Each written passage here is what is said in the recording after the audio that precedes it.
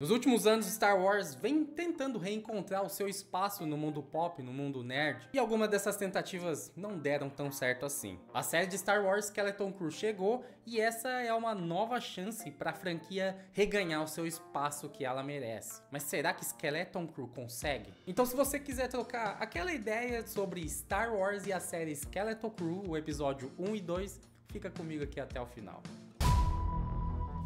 I found something buried in the woods. E aí, tudo bem? Eu sou o Tarcísio Yamamoto e antes rapidinho, gente, se vocês puderem, se vocês quiserem, já deixa seu likezinho aí, se não é inscrito ainda, se inscreve para mais análise aqui no canal, vai ser muito legal ter você e nos ajuda pra caramba. Se você não gostar do vídeo, não tem problema. Mas se não gostou e puder dar pelo menos um feedback aqui nos comentários do porquê não gostou, eu agradeço ainda mais. Bom, gente, essa série de Star Wars Skeleton Crew, ela chega com uma pegada totalmente diferente do que a gente tá acostumado. Quando eu digo diferente, eu não tô dizendo de cenários, de efeitos especiais ou do core ali mesmo, naves voando pra lá e pra cá. Eu digo do ponto de vista dos protagonistas. Dessa vez, os protagonistas são crianças. O primeiro episódio mostra bem pra gente o quanto a gente, hoje em dia, principalmente nos dias de hoje, né, pra curtir uma série, a gente precisa ter paciência e deixar a história acontecer. A primeira metade do primeiro episódio, eu confesso a vocês que foi, não vou dizer desinteressante, mas é uma coisa que pode ser que não agrade todos os fãs, ou principalmente os fãs de Star Wars, o público pop em geral. E começa, digamos assim, mais comum, crianças indo pra escola, civilizações agindo normalmente, pegando seu ônibus e tudo mais. Logo que vem o nome Star Wars, a gente já pensa a primeira coisa, Jedi, luta, espada e tudo mais, sabres, né? Mas como eu disse, é preciso paciência e deixar a história contar os seus detalhes. Nessa primeira parte pode até ser que existam pessoas que já dropem a série por causa de ver muita briguinha de criança, de adolescentes ali, mas essa parte excessivamente infantil acaba a partir do momento que o William encontra aquele templo Jedi. E a partir desse momento se começa uma trama, se começa realmente o mistério, né? E eu confesso a vocês que na hora que ele encontrou um templo Jedi, no primeiro momento eu pensei, puxa, de novo a gente vai ter o tema central Jedi. E eu acho que é aqui que essa série começa a se diferenciar das outras. A série vai colocando detalhezinhos que talvez pros fãs mais aguçados de Star Wars já vejam, porra, é isso. E aí a série vai lá e mostra que não, é uma coisa totalmente diferente. No caso mesmo, o templo não é um templo, é uma nave. E uma nave pirata. E essa é a primeira coisa que eu já gostei muito da série. Abordar a pirataria no universo de Star Wars. Afinal, que momento melhor para abordar a pirataria se não neste exato momento? Neste momento, o Império em Star Wars, ele acabou. E está tendo aquela transição de formas de governar os planetas e o universo. E sem essa ordem bem estabelecida, obviamente a pirataria e a bandidagem vai agir de forma muito mais livre do que antes. Eu achei muito interessante também a forma como eles fizeram a interação das crianças quando chegaram ao ponto estelar pirata, a interação delas com piratas. As crianças chegando sem o menor conhecimento do que é aquilo, ou o que tá acontecendo ali, o quão perigoso eles estão ali no momento, mas você percebe que as crianças são muito inteligentes. Entretanto, não há nenhum momento de forçação de barra. As crianças vão se dar mal realmente ali se elas não tomarem a decisão certa, o que normalmente a Disney não faz. Normalmente a Disney coloca a criança estando no meio desse ambiente hostil como ela sendo um prodígio, que ela vai conseguir se safar de qualquer coisa, ela vai conseguir abater um pirata profissional, ela vai conseguir abater um lutador que já matou inúmeras pessoas.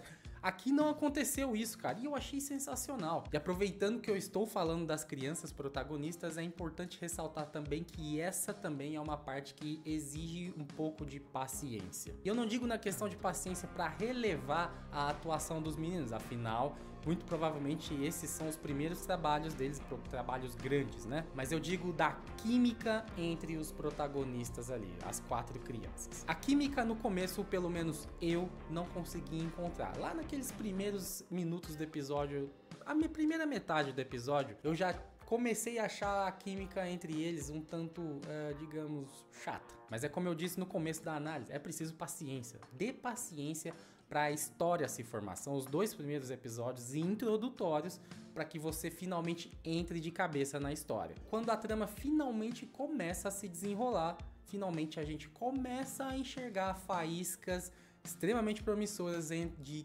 química entre eles e principalmente também, não posso deixar de falar sobre o robô, que provavelmente vai ser uma figura extremamente importante aqui nessa história. É preciso lembrar que também foi assim em Stranger Things. Foi necessário ter paciência para começar a gostar da história, afinal tava falando de nerds dos anos 70 lá que jogavam RPG. Então não é qualquer coisa, eu tenho certeza que muitos de vocês começaram meio freado em Stranger Things. Aliás, Stranger Things vai ser uma série que eu vou usar muito como comparação para essa aqui. Eu acho que depois que a trama finalmente começa, que eles finalmente estão no espaço, existe muita coisa legal rolando entre eles ali. Principalmente começa a existir uma conexão a mais entre as 2 meninas e os 2 meninos, que antes, no começo do episódio, os 2 meninos estão somente eles e as 2 meninas só estão somente elas, né? Inseparáveis. E começa a haver diálogos, começa a haver uma relação maior entre eles. Isso é bacana pra caramba. E falando em trama, eu não posso deixar de falar das coisas super legais que essa série provavelmente tá trazendo. Bom, eu vou começar com um detalhe que a gente teve lá no fim, que é a aparição do Jude Law, né? Que é um ator extremamente sensacional. Eu tenho certeza que ele vai exercer uma atuação aqui impecável. Ele aparentemente, como ele mostrou pra gente, ele é um Jedi que tava preso ali e ele foi preso por alguma razão que a gente ainda não sabe. Eu suspeito que ele seja aquele pirata que apareceu nas primeiras cenas, que tentou assaltar aquela nave espacial onde havia somente um crédito naquela sala magnetizada, né? Se for ele, vai ser super interessante, porque pela primeira vez, eu acho, se eu não me engano,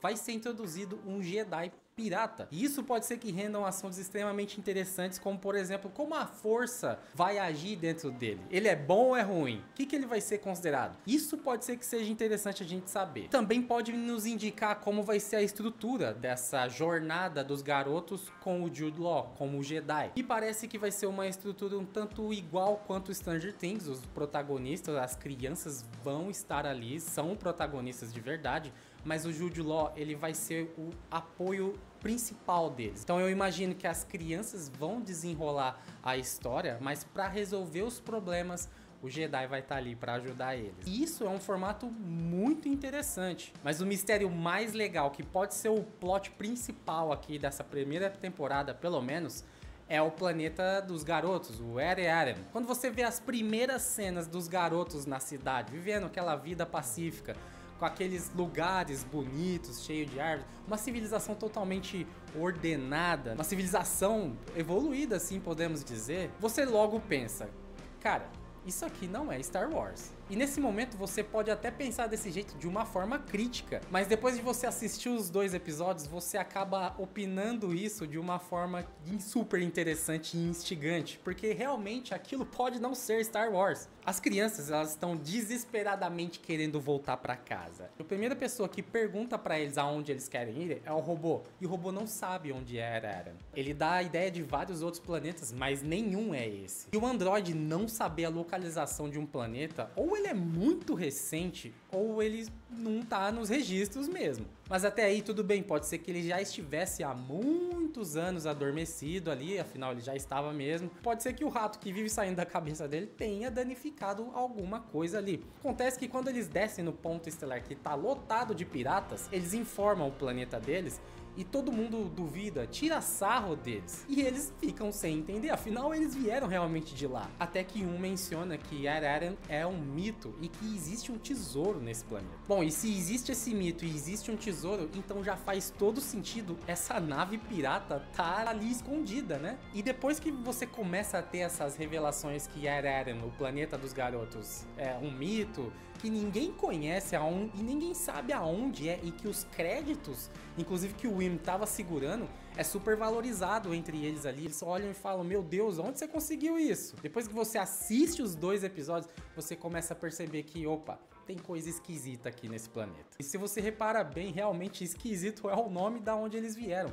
Um lugar totalmente diferente de tudo que a gente conhece de Star Wars. Um lugar que aparentemente não teve guerra, um lugar que a maioria dos habitantes ali muito provavelmente são androides, professores androides. Talvez os humanos exerçam apenas cargos de liderança, como por exemplo a mãe da Fern. E eles também mencionam diversas vezes, inclusive o pai do Wim, que existe uma barreira, né? Ah, eles passaram a barreira, eles estão em perigo, não sei o quê. E uma coisa muito curiosa também é que as crianças não sabem muito bem dar pontos de referência para onde o planeta deles estão. E aí você pensa, nossa, eles são só crianças, Tarcísio. Mas cara, a gente tá falando de Star Wars, referências planetárias, conhecimento de astronomia, isso é básico aqui para as crianças. E eles não possuem nada. Aliás, parecem que eles nunca saíram do planeta deles, pelo menos da barreira ali que eles mencionam, parece que eles nunca saíram. Quando eles veem as estrelas, eles perguntam, o que é isso? São planetas? Não, não são planetas, são estrelas. Cara, eles nunca tinham visto isso. Isso me dá a ideia de que o céu deles nem existe estrela. Eles nunca viram uma noite estrelada. Então você começa a perceber que talvez essas crianças sejam ratos de laboratório. Eles tendo aulas de inúmeras coisas, inclusive coisas avançadas,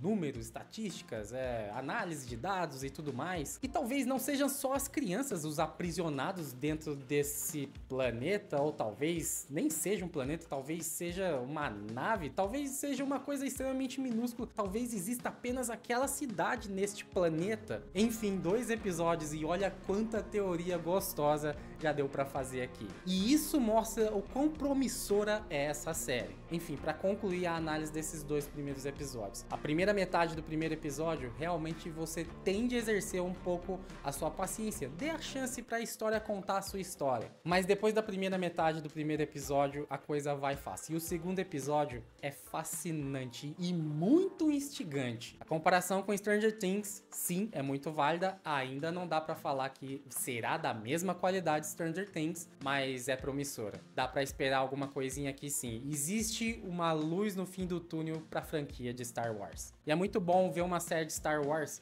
não levantando qualquer bandeiras, não levantando qualquer questões extremamente polêmicas, simplesmente contando uma história. Isso foi uma das coisas que fez Star Wars The Acolyte falhar miseravelmente. É tão mais gostoso quando você vê uma história agindo de forma totalmente orgânica, você não precisa forçar nada para que ocorra, para que exista uma mensagem maravilhosa para que outras pessoas se sintam incluídas. Não, deixa a história contar a história. A história de fantasia é legal porque você pode se inspirar nas coisas boas. Cabe a você que tá assistindo, se inspirar e escolher o que você gosta. Não a série tem que te passar o que você quer. Enfim, em termos gerais, eu gostei demais desse começo de Skeleton Crew. Vamos aguardar os próximos episódios, eu tô bem animado.